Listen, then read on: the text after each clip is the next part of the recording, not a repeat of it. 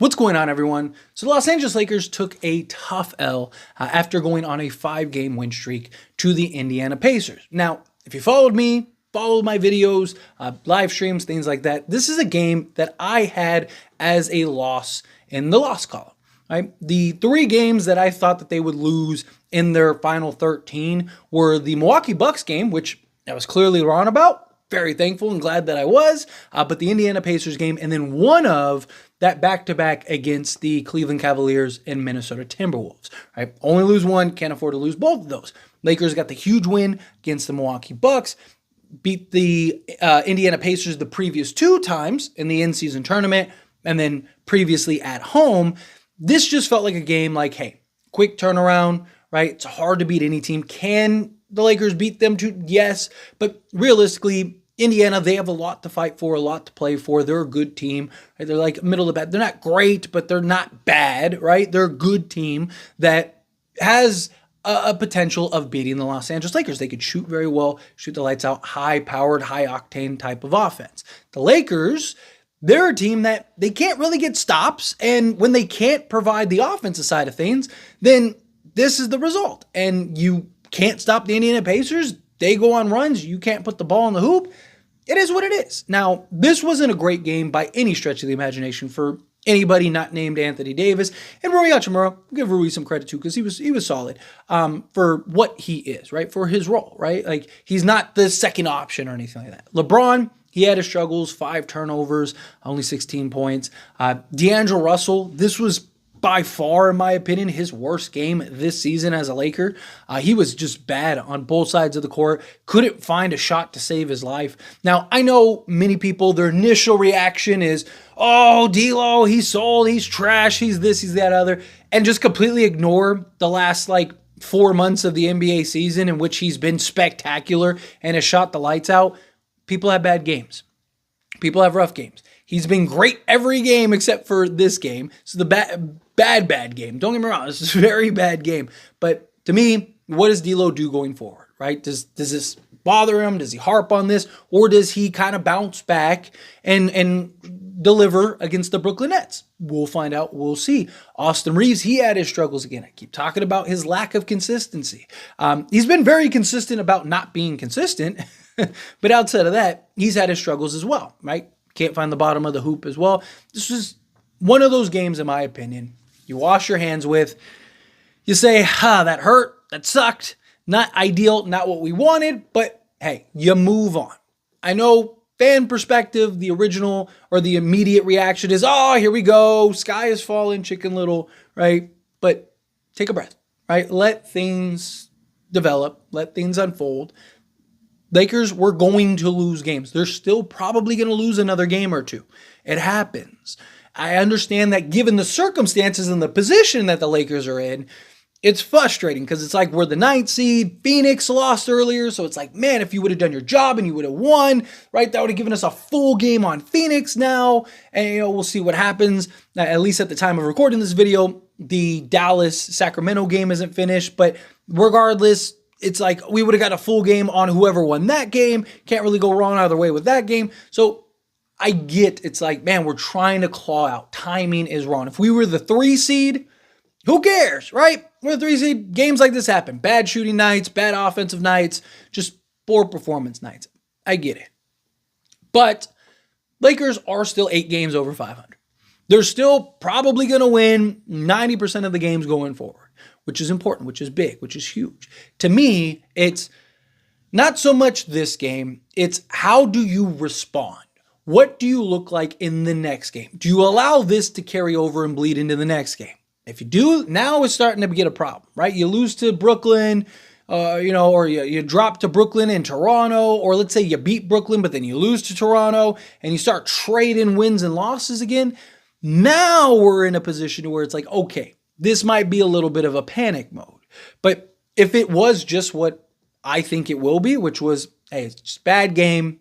Guys they looked like a team that's played a bunch of games in a bunch of minutes in the last couple weeks. This was just kind of that one game that you kind of knew was going to be a dud.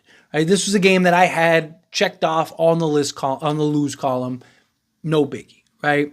But we need this team to continue to stay focused, stay on the path, stay the course. Do not let this just be a little bump and it's like, all right, keep pushing, keep going, no big deal. Don't look back and keep positioning yourself for that stride. Because if the Lakers handle business, I still have full confidence that the Lakers will end up in the 8th seed. Sacramento and Phoenix both have tough schedules the rest of the way, especially Phoenix. The Lakers can catch them. The Lakers can track them, right? Would have been nice to get a full game on them, but again, it happens. You're not going to win every game. You're not going to, there's going to be times where, you just have this. Why you play 82 games, right? But it's continuing to build the good habits. It's continuing to build the good infrastructure. Right? You're getting Gabe Vincent back. That's going to be massive for the Lakers. Getting Gabe Vincent back, I'm not expecting him to be great offensively coming up, right? Especially in the first game back against Brooklyn. But defensively, can he be a good point of attack, right? Can he put some ball pressure on some guys, make things difficult for them?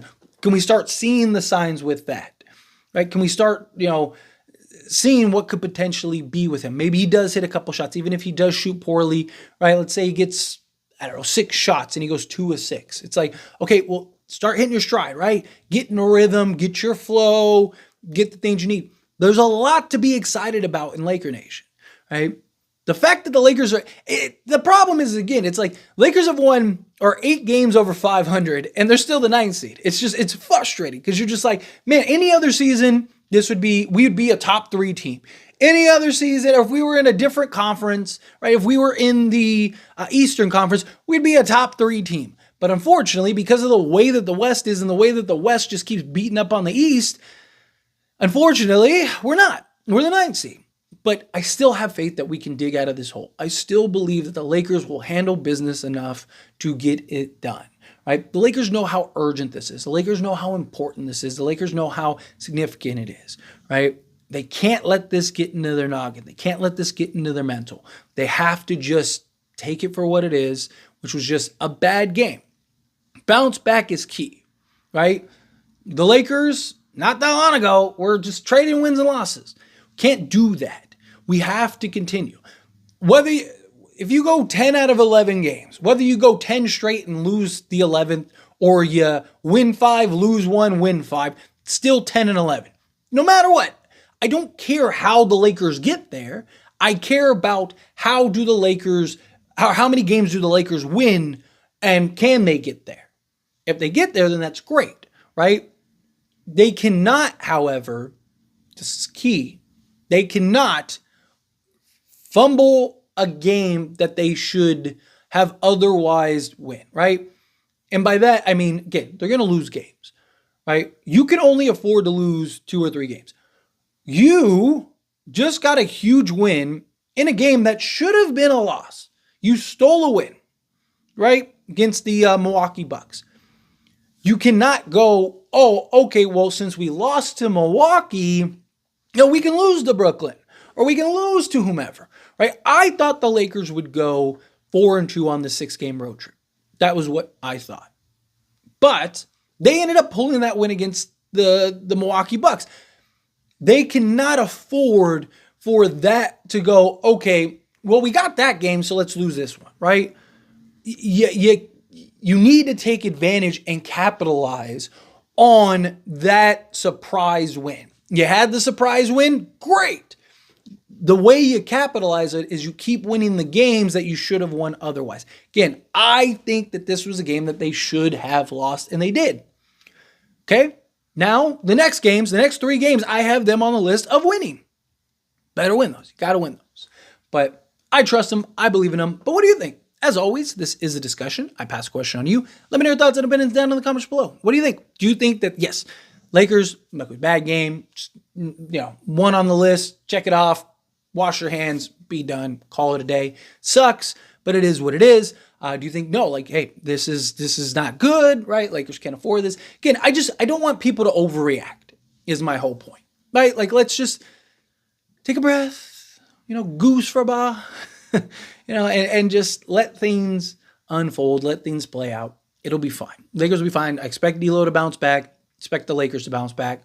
Lakers will be in good shape. We have sample size to show otherwise. But anyway, again, love to hear your thoughts and opinions down in the comments below. That being said, if you haven't liked this video, hit that like button. Helps me a lot, lets me enjoy these types of videos, and I truly appreciate it. Not subscribe to the channel, hit that subscribe button, turn on the bell notifications. Appreciate y'all. See you in the next one. Thank you.